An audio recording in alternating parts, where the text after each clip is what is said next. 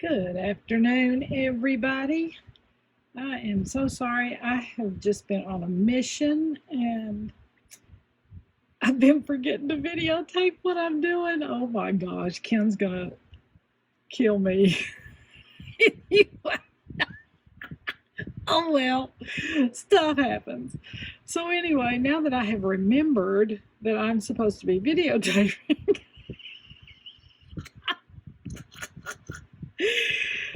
let me start today's project right here. Okay, so what you're looking at here is Smoky Quartz, and it's not the real dark, it's kind of a light. So I picked out of the strand that I had, the darker ones, and then I went into lighter, as you can see. I've decided to put some check cut glass in between there because it'll give it a little more sparkle. Then I bought these. This is the dark Smoky Quartz.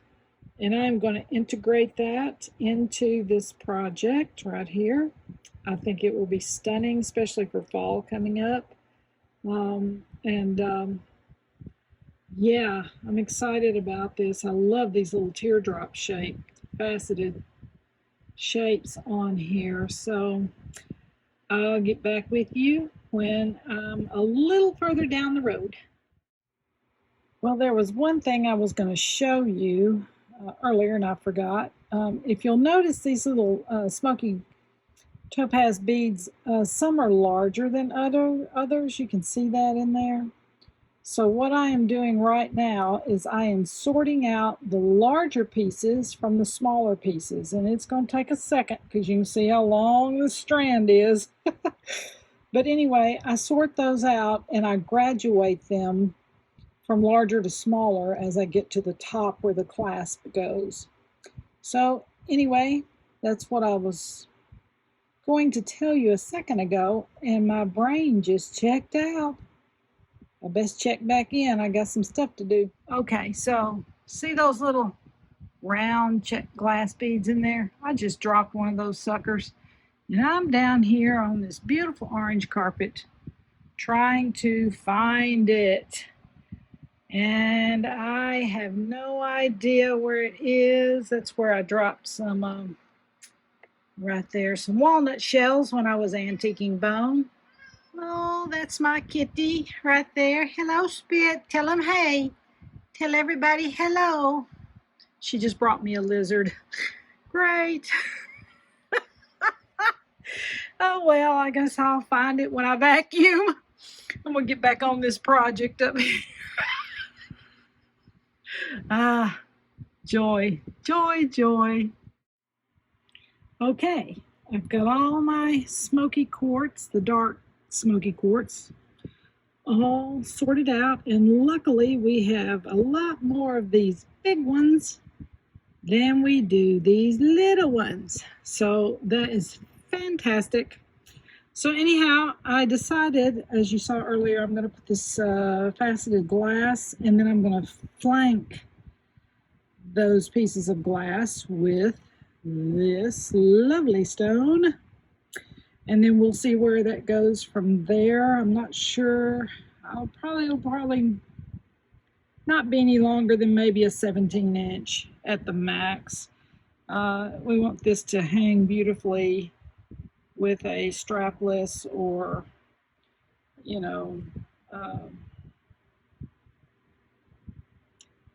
blouse or top or dress that has a delicate neckline on it. So that's kind of where I'm headed with it.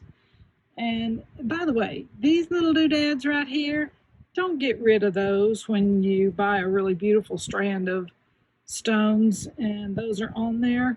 Just be careful with them and take them off and put them in a little bag where they can stay flat and not get frayed.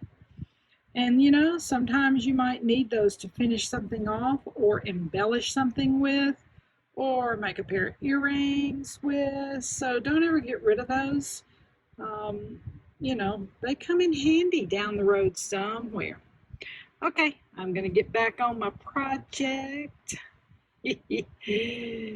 I'm going to have a large time stringing all these little video things. Oh my goodness. Oh my goodness. We'll see what happens. Okay, here's where I am on this project. This is obviously the centerpiece, the focal piece in the middle. So what I have done is, remember I was telling you I was going to take these little glass beads here and flank them with the dark topaz. Okay, that's what I did. But because I'm a bead cap kind of girl, and the bead caps actually bring in what I call slivers of light. I know you've heard me say that, but slivers of light and a little bit of texture and organization and excitement to something that otherwise would be bland, because these colors are kind of bland. So what I did was I used gold. Let me find them. There they are, gold and copper bead caps, and I used two different sizes. So I used the larger caps up here on the top to flank my faceted glass, and then I use these little itty bitty tiny ones down here. They're either a 3mm or something like that, 4mm maybe, to flank my pieces of topaz. So back over here, let's look at this again. Okay, so on this side, on each side of this is the large copper. And I did copper instead of silver because it brings out a different color in the facets on the glass. So, and I like unexpected things. And then on these right here is that little itty bitty bitty 3 to 4mm gold. Now I know Smokey Quartz has a cooler, this particular strand has a cooler feel to it, undertone to it. But the darker ones obviously don't. So I am mixing my metals, mixing the metal colors for excitement and to blend the cool and the warm tones. It's kind of something I've done since I've begun my journey in jewelry making. Is I love to mix the metals because it makes so much excitement and pop. Food for thought for you. Be back shortly. Now, I'm getting ready to finish off the ends here with just straight smoky topaz. So what I'm going to do now is, since I have a small pile and a large pile, I am going to divide these up evenly in number. So I'll have X amount on one side of the necklace and X amount on the other side of the necklace. That way it'll be even and you won't have to guess. So that's another reason why I try to sort the larger stones from the smaller stones, because that way the uniformity is much better as well. As you're stringing, it won't be quite as out of kilter and ununiform. So unless you're just going for that look, let me just back that up. If you're going for that look, that's great. I generally don't on a piece like this, simply because it's so delicate and it's a little more dressy. So I try to do a little more uniformity with things like this. But you can do whatever you want to do because it's your piece of jewelry. So you knock yourself out and go for what you know. I'll be back in a little bit. Here we go. I've got the beads divided out. These up here on the top, these right here. That is so funny. Trying to do this on a phone is so weird. These right here are the smaller ones. I've divided those out. There's 18 on each side. And these right here are the bigger ones, and there's 32 of those for each side of the necklace. I'm going to string those puppies. It's going to take me a minute. I'll see you. Well, I got all these little tiny beads strung right here. It was a pain in the arse. But that's my Scottish side coming out. But anyway, I got them all strung, and look how beautiful they are. Oh my goodness. It is exactly 16 inches long, and I love that. So all I'm going to do next is decide what kind of clasp is going to go down here. And since it's so delicate, I'll probably do a lightweight lobster clasp or a really lightweight hook and eye or something of that nature, because it is delicate, so I don't want anything too bulky.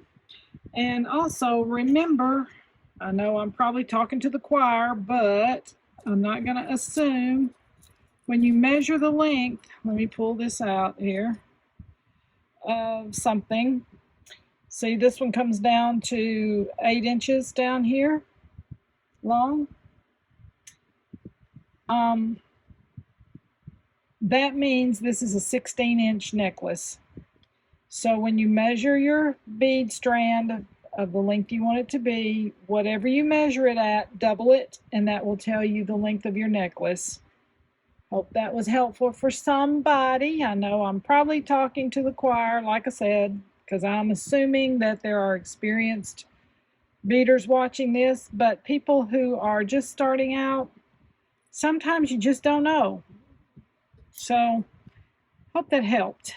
Anyway, well, I think tonight I'm going to stop. I need to go inside and cook some dinner for my hubby. He's working hard on his site as well. We're having salmon, baked salmon, and some sweet potatoes and some Brussels sprouts. Y'all don't turn your nose up at Brussels sprouts. They're really good.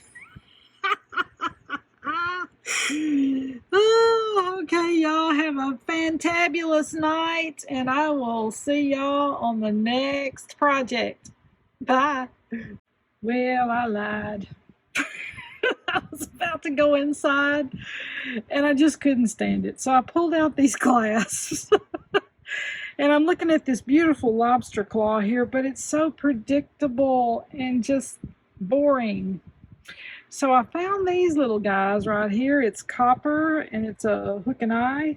And I think I'm going to do that instead because we have such beautiful little copper slivers over here on this side. And I think that would just tie it all together. I'll probably use a silver finishing bead up here on the top before I put the hook on, which will tie all of it together. So anyway, I couldn't help it. I'm not going to put it on tonight, but I just had to go here. It was just so fun. I had to figure it out before I went in to eat. Y'all have a lovely evening. Bye. Well, I'm back from all the crazy nonsense the other day with the Brussels sprouts. Anyway, I just wanted to show you this last thing right here. This was the clasp finish off that I used for the Smokey Quartz, and I love it. It's simple, it's clean, goes perfect with this necklace, pulls in the silvers and the coppery colors. I love it. I just think it's really fun, real dainty, beautiful for holidays. Okay, y'all have a good one. Bye.